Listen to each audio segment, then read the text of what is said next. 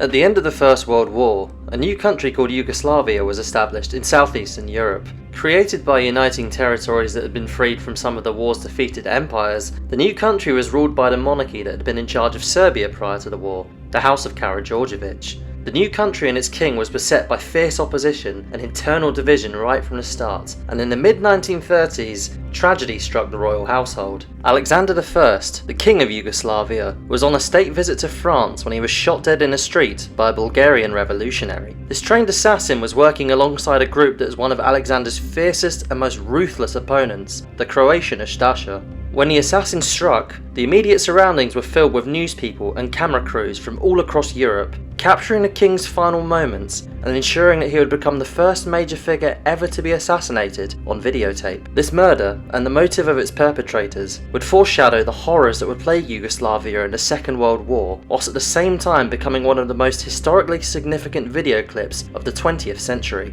Today we look at the story of Alexander of Yugoslavia, the unlucky man whose final moments were caught on tape.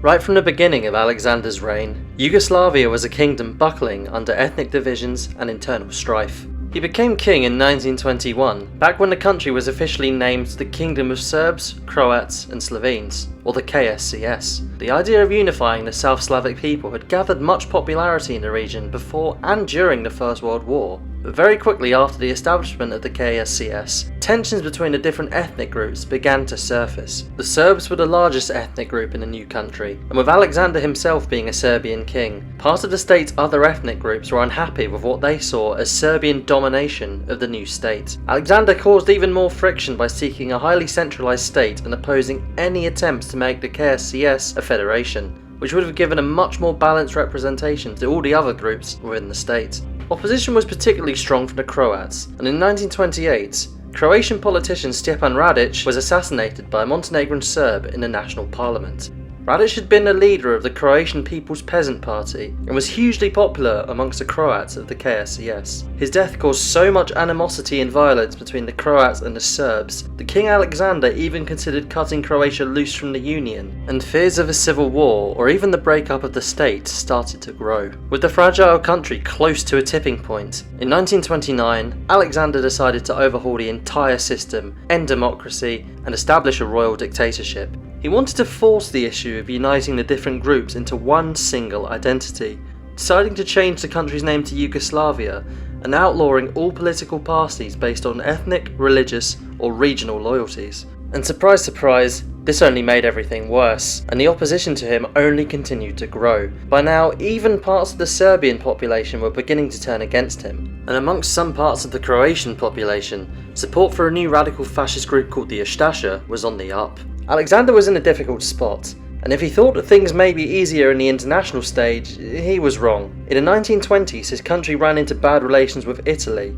then led by one Benito Mussolini. Italy's fascist leader wanted to seize parts of the Yugoslav coastal region of Dalmatia and make them Italian territory. Relations were worsened even more when Mussolini gave refuge to the Ustasha leader Ante Pavelić, who sought Yugoslavia's destruction. But slightly more positively, Alexander was central to forming the Little Entente in 1921 and the Balkan Pact in 1934, both of which were designed to help maintain the post-war order that Yugoslavia had massively benefited from. However, his position remained volatile going into the mid-1930s, and being faced with such relentless opposition both at home and abroad, it would actually be the collaboration of these two forces that would sound the death knell of the king's difficult reign.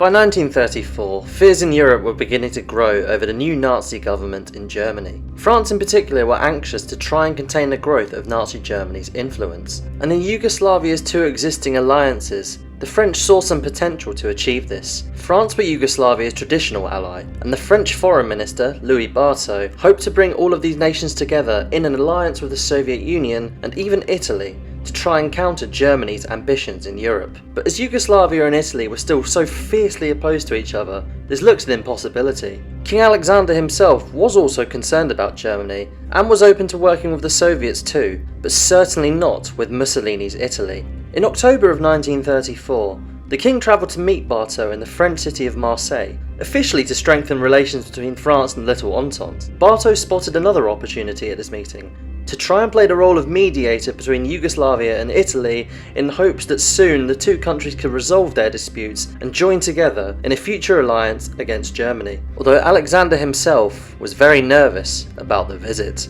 By now, the Ustasha had killed an increasing number of government officials in Yugoslavia and had even made assassination attempts on the king himself. Interestingly, the superstitious monarch avoided undertaking any public functions on Tuesdays, as 3 of his family members had previously died on that day of the week. But with the visit tightly scheduled for Tuesday the 9th of October, this time Alexander had no choice. That afternoon, the king arrived by ship and greeted Bartho, and set off in a car through the streets to be greeted by a bustling crowd dotted with newsreel cameramen. An aide had suggested that the king wear a bulletproof vest for this part of the procession, but in spite of all his superstitions, the king fatally refused. Just a few minutes into the car's journey through the crowded streets, a man leapt forward into the road. "Long live the king," was his cry, using one hand to cling onto the side of the royal vehicle, whilst his other hand held a bouquet of flowers. But unbeknownst to all of those watching, the bouquet was hiding a pistol, and in an instant, the car was engulfed in a storm of bullets. Alexander was hit twice by the assassin's fire, and in the resulting shootout between the assassin and the police, both the chauffeur of the vehicle and several bystanders were killed. Such was the chaos in those few seconds that even Bartho became a victim when a stray bullet from a nearby policeman accidentally hit him in the arm. As the chauffeur's body slumped over on the brake pedal, the nearby newsreel cameras were able to get clear footage of Alexander as he lay on his back in a now stationary car. He had been mortally wounded, and within just a few minutes, Alexander the Unifier, King of Yugoslavia, was dead. Alexander's repressive royal dictatorship had sown the seeds of its own destruction, and radicalization of those opposed to it had at last reached its logical conclusion.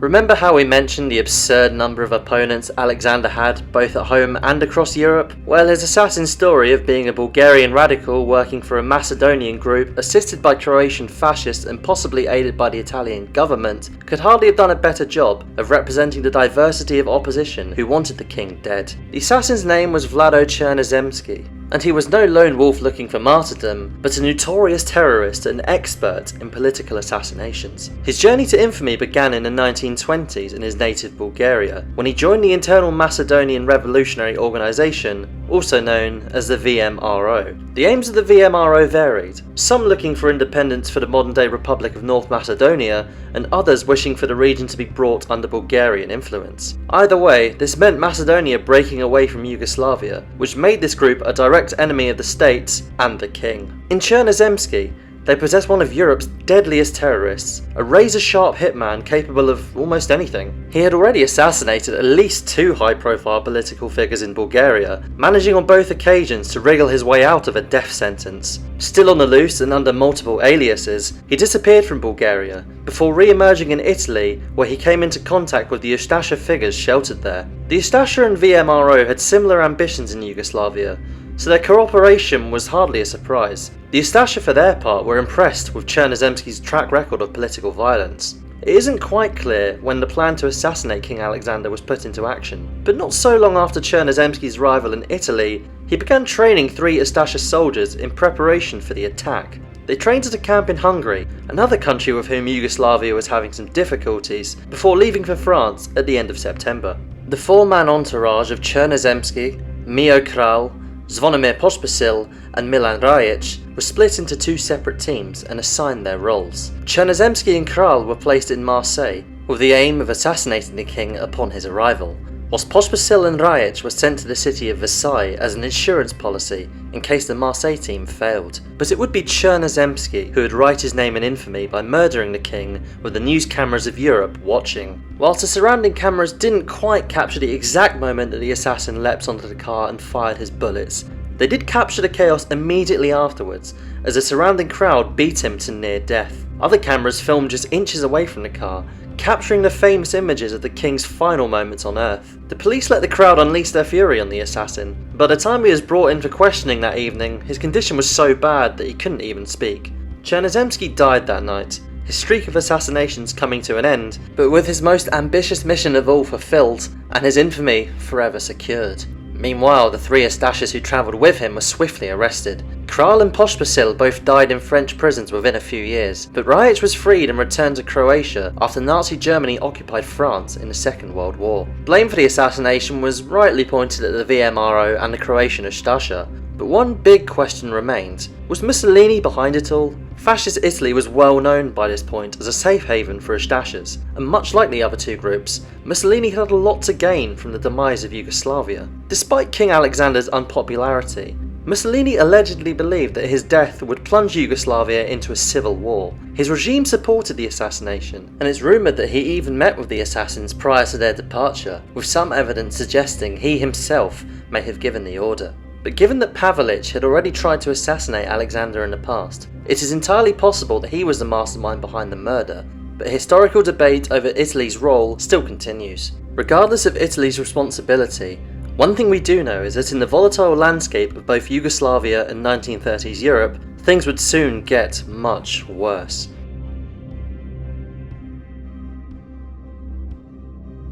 The aftermath of King Alexander's assassination saw the usual tensions remain just as high as they'd always been. After he was buried back home in the royal church of Oplenac, the Yugoslav authorities turned their attention towards punishing those responsible. The VMRO had been in decline even before the assassination, so the main target of Yugoslavia's anger were the Ustasha. Under very heavy international pressure, Mussolini had Pavelic and his deputy Eugen Kvaternik arrested in the Italian city of Turin. However, the fascist leader flat out refused to extradite the two Ustashas to Yugoslavia, as this could have risked them both potentially incriminating him at a trial. There was proof that both Pavelic and Kvaternik had also been in France during the time of the assassination, but Mussolini said to France as well that any extradition requests would be futile. But worst of all for France, any remaining hope of having Italy and Yugoslavia work together against Germany was effectively over. The following years saw France's biggest fears come true, with Nazi Germany expanding its influence throughout Europe. Alexander's two main alliances did little to effectively oppose the Germans, and his diplomatic legacy quickly began to crumble. Meanwhile, his son Peter succeeded to the throne, but as he was still only a child, close relative Prince Paul took over the day-to-day royal duties. Under Paul's watch, Yugoslavia was governed by Milan Stojadinovic, and in the second half of the 1930s, he brought the country into closer relations with the Axis powers of both Nazi Germany and Fascist Italy. By this point, Germany and Italy had laid the foundations of the Axis alliance that would fight together during the Second World War, so France and other opponents had very little to gain from Yugoslavia and Italy's newfound friendliness. After Prince Paul and his pro-Axis government was overthrown in 1941, Germany and Italy invaded, Mussolini annexed the coastline that he had sought, and Yugoslavia was dissolved. But perhaps the worst consequence of all was witnessing the simmering ethnic tensions which had scarred Alexander's Yugoslavia exploding into horrific violence. Pavelic and the Ustasha became the rulers of a Nazi puppet state known as the Independent State of Croatia. This regime took part in the Holocaust and led a genocide against ethnic Serbs, Jews, and several other groups within its borders. But the Serbian nationalist and royalist group known as the Chetniks committed atrocities of their own, targeting ethnic Croats and Bosnian Muslims as the various peoples of Yugoslavia turned on each other with untold brutality. The assassination of King Alexander of Yugoslavia is a moment in time that will never be forgotten. From the moment that the newsreel cameras captured footage of the king's final moments, the notoriety of that October afternoon in Marseille was sealed forever, and the images now stand alongside those of the Hindenburg disaster as being the most striking and historically significant footage of the 1930s. The assassination was hardly surprising given the sheer scale of opposition to both Alexander's rule and the existence of Yugoslavia itself, a fact that also complicates the question of who bears ultimate responsibility for the murder. But perhaps the biggest legacy of all from this infamous act is that it sounded the death knell of much of Alexander's most important work: the collapse of the post-war order, the naivety of attempting to force a Yugoslav national identity, and most importantly, the inability to prevent the ethnic tensions of his kingdom from spiralling out of control, all of which would set the foundation for some of the most horrifying atrocities of the entire Second World War. As always, thank you for watching, and I hope you enjoyed.